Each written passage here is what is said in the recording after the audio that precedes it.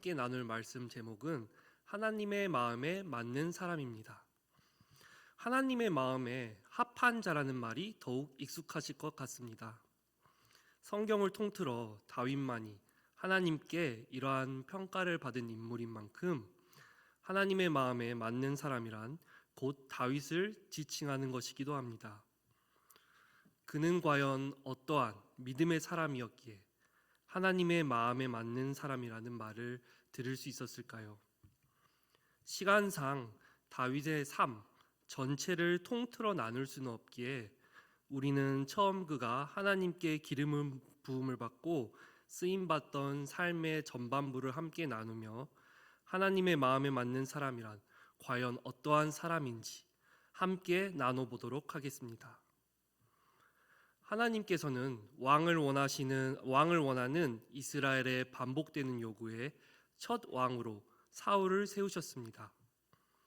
하지만 사울의 반복되는 불순종과 교만해진 마음으로 인해 그를 패하시고 기름 부어 새롭게 왕이 될 사람을 세우는 중요한 일을 선지자 사무엘에게 맡기셨습니다.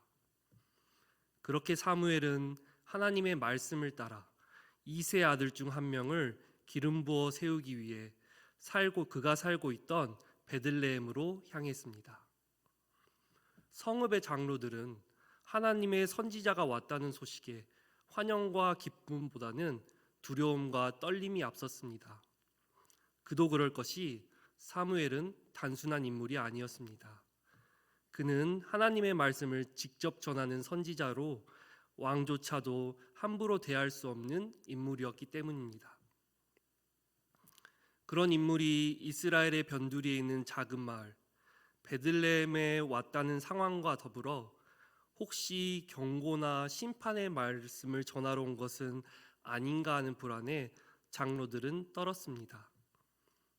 하지만 이내 평강을 위해 왔다는 사무엘의 말에 안심하며 하나님께 제사를 드리는 자리를 마련하고 그 자리에 이새와 그의 아들들이 초청받게 되었습니다.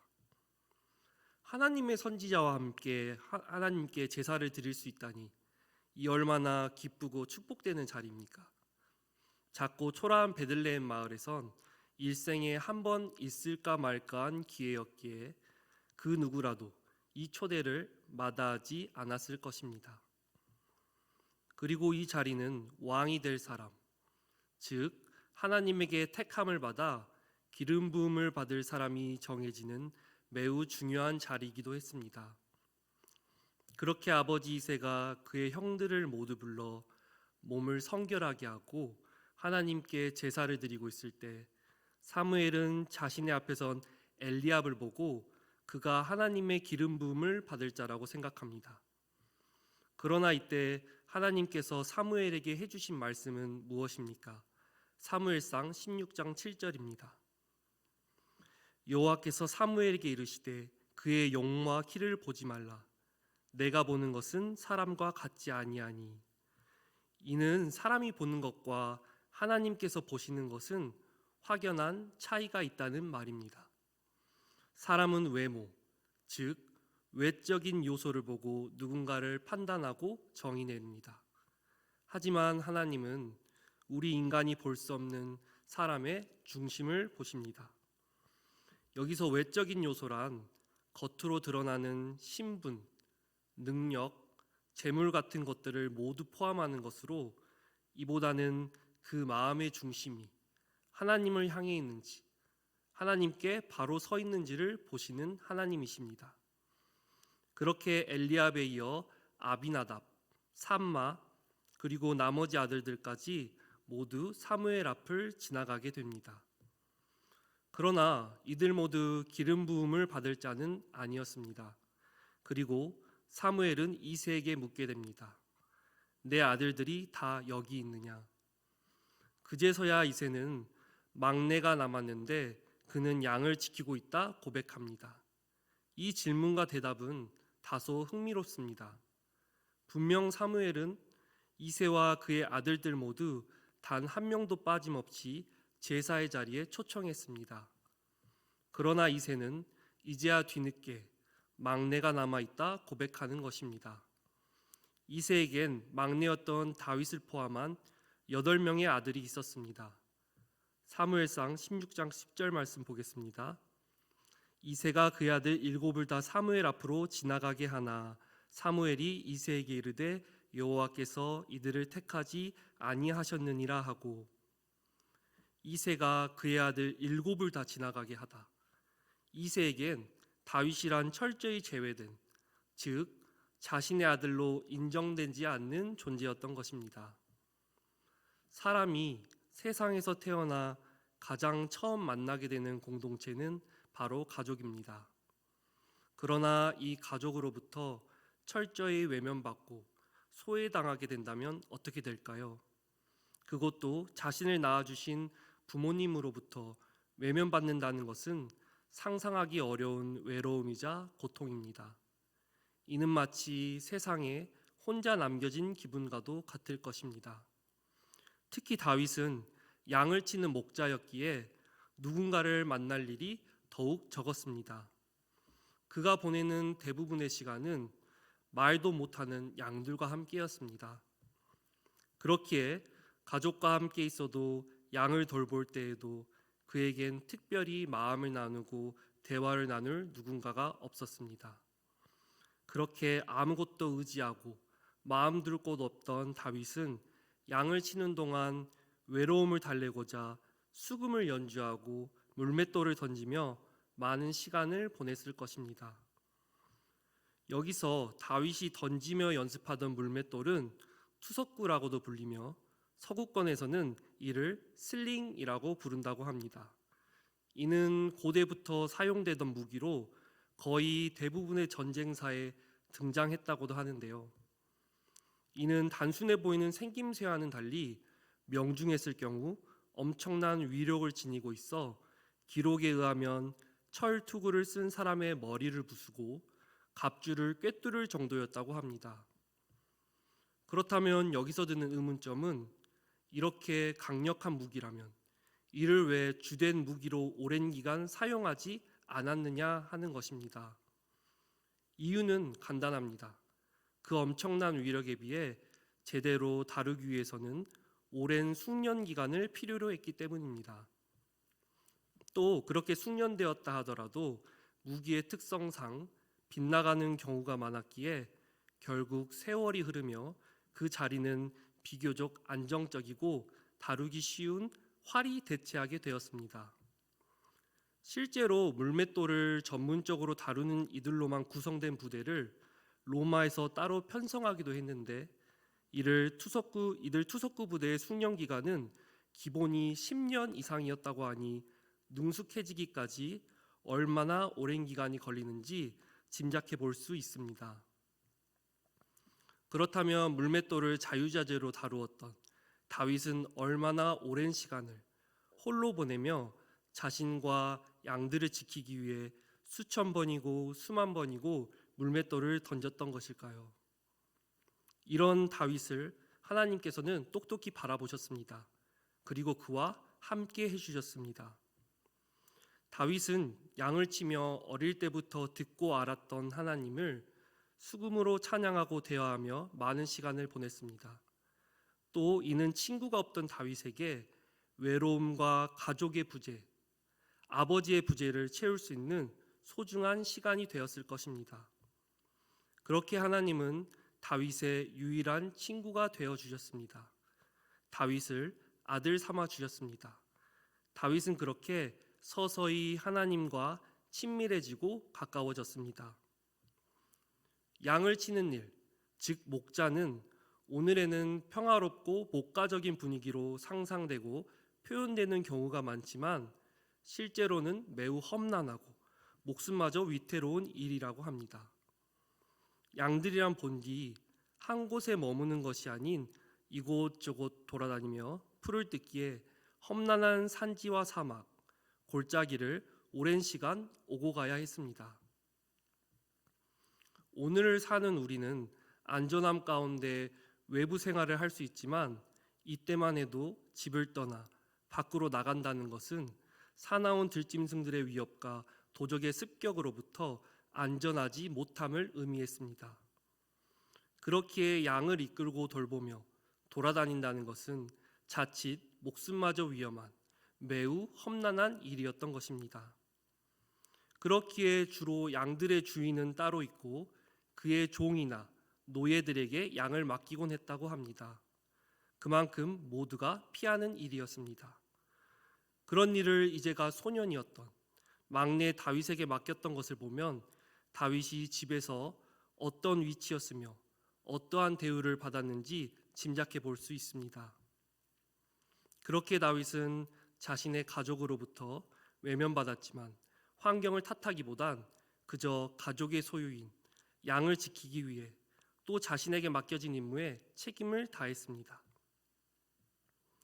사자와 곰의 위협에도 새끼 양 한 마리의 목숨도 소중히 여기며 이를 구하기 위해 자신을 아끼지 않았던 다윗. 이러한 다윗을 하나님께서는 강한 손으로 붙들어 주셨고 이러한 경험이 반복되면 반복될수록 다윗의 하나님을 향한 믿음과 신뢰는 더욱 굳건해져 갔습니다. 이를 통해 다윗은 자신과 함께 해주시는 하나님이 어떠한 분이신지를 점점 알 수 있었습니다. 하지만 이러한 다윗과 달리 기름 부음 받지 못한 7명의 형들은 어떠했습니까? 사무엘 앞을 지나간 7명의 아들 중 이름이 언급되는 이는 엘리압, 아비나답, 삼마 3명뿐입니다. 그렇다면 우리는 하나님께서 왜 이들의 이름만 특별히 기록하셨는지에 주목할 필요가 있습니다.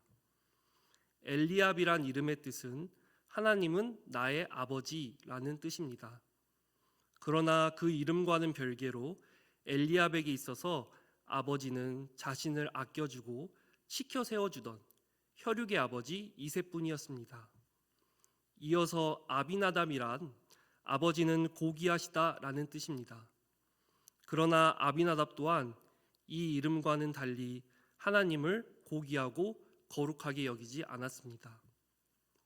마지막으로 삼마란 그곳에 계시다, 여호와 삼마, 하나님은 그곳에 계시다라는 뜻입니다.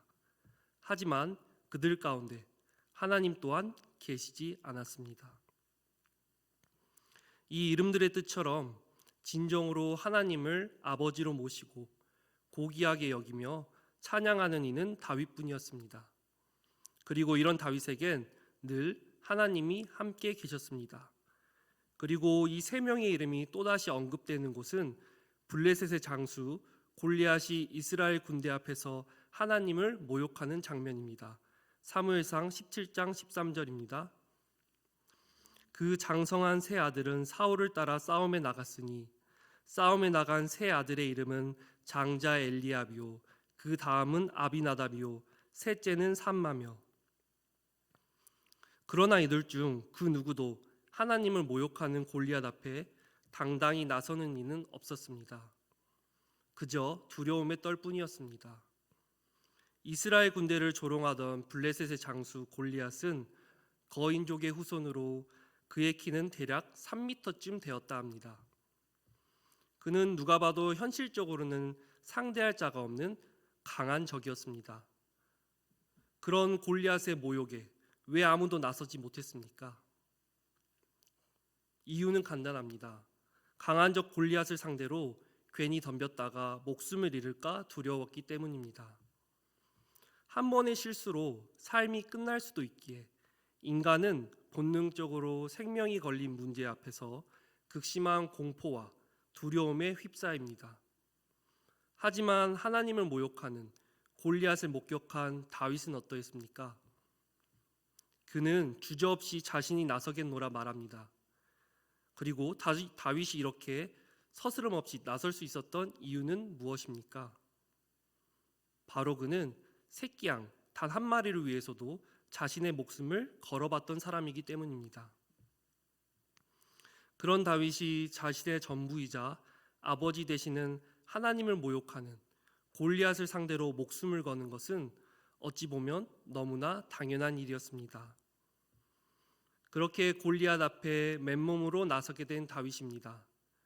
그리고 그의 반대편엔 위대한 용사이며 마치 울부짖는 사자처럼 외치는 골리앗이 있습니다.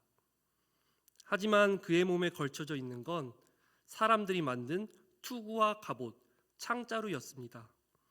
더불어 그는 자신의 뛰어난 신체와 어릴 때부터 용사로 자라온 숱한 경험과 실력에도 불구하고 스스로를 신뢰하지 못했습니다. 사무엘상 17장 41절입니다. 블레셋 사람이 방패든 사람을 앞세우고 다윗에게로 점점 가까이 나아가니라. 그는 그 거대한 몸집과 최고의 무기, 갑옷을 갖추고도 늘 자신을 지켜줄 방패를 든 사람을 앞세웠습니다. 결국 이스라엘을 비웃는 그 또한 나약한 인간일 수밖에 없는 것입니다. 다윗은 그렇게 맨몸에 손에는 물맷돌만을 쥔 채 나섰습니다. 다윗이 온전히 의지하고 믿는 것은 하나님 단 한 분뿐이었습니다. 사무엘상 17장 45절 말씀입니다. 다윗이 블레셋 사람에게 이르되 너는 칼과 창과 단창으로 내게 나아오거니와 나는 만군의 여호와의 이름 곧 내가 모욕하는 이스라엘 군대의 하나님의 이름으로 내게 나아가노라. 아멘. 이것이 바로 소년 다윗의 고백입니다. 그리고 이것은 단기간에 만들어진 믿음의 고백이 아닙니다.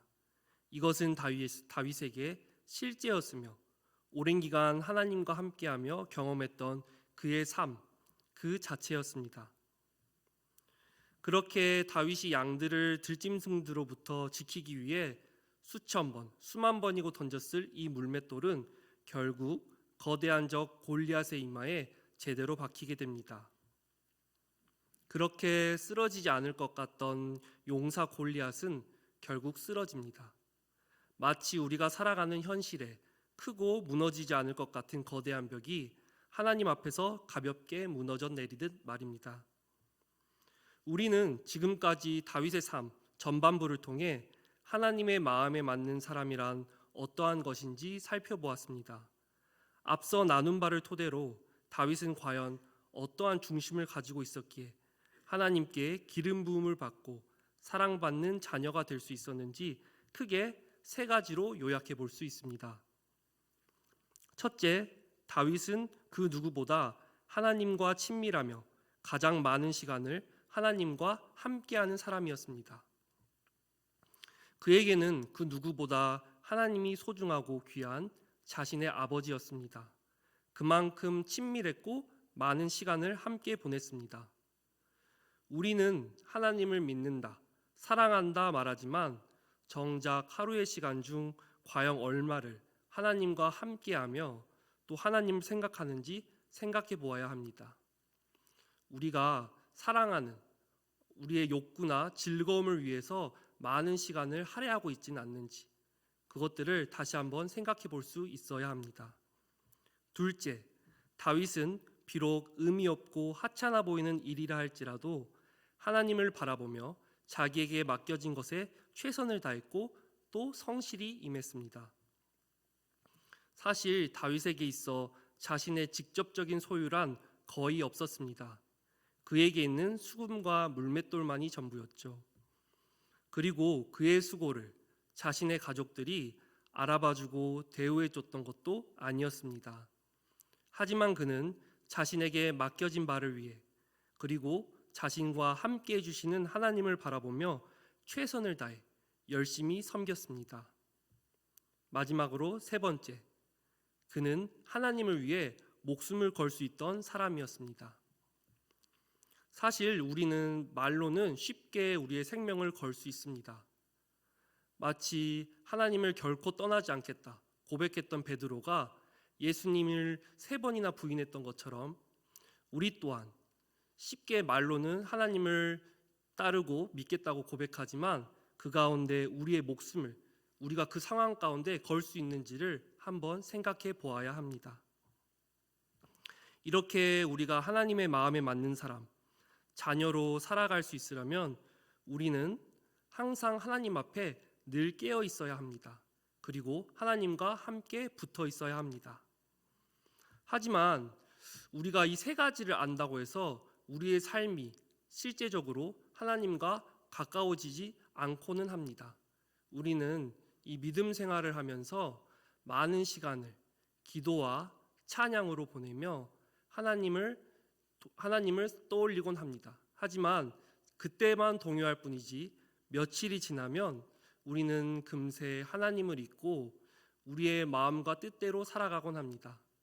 그렇다면 우리의 이 마음의 중심, 우리가 하나님을 바라봄에 있어서 가장 중요한 것은 무엇일까요?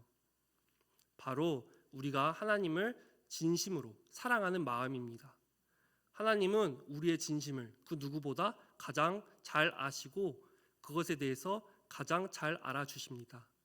우리는 항상 하나님 앞에 사랑과 또 하나님을 향하는 그 마음으로 중심 가운데 하나님을 품고 살아갈 수 있어야 합니다.